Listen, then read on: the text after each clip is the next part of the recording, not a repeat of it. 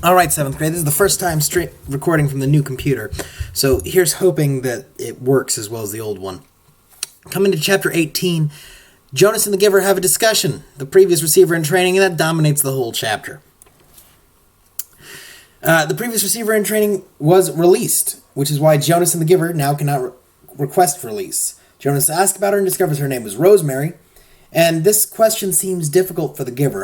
You might want to think about why. Nevin, I know in particular, has already been thinking about this, as evidenced by the talk in our daily Twitch streams. So I know he's been doing a good job keeping up with the reading and making theories as he goes. The Giver explains his love for both his past and current pupil, the attachment, the bond between master and student. It's definitely a strong one. He explains that for the first 5 weeks, he gave her pleasant memories, but then she asked for the more difficult memories, just like he was eventually going to have to give them to Jonas. And instead of physical pain like he's given to Jonas for the most part, he gave her some emotional hurts.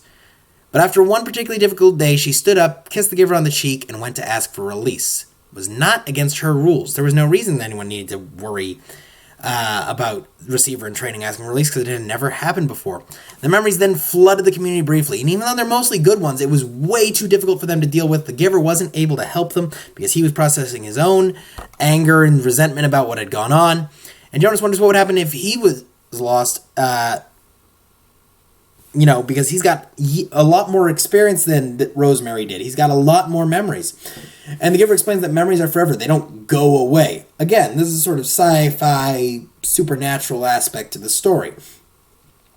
So if you guys are asking me, how does this happen? How does this work? You're asking me to explain the supernatural, and that's a little beyond my abilities.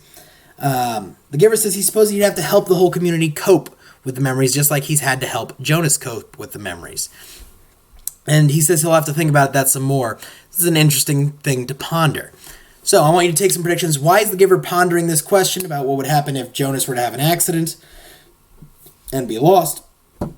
What is he going out of this? What more can we tell about the previous receiver and the relationship with the Giver there? Go ahead, leave your thoughts in the comments or come and tell us in one of our daily Twitch streams. You have the schedule on Google Classroom, and I will see you guys in the next one, 7th grade. Take care.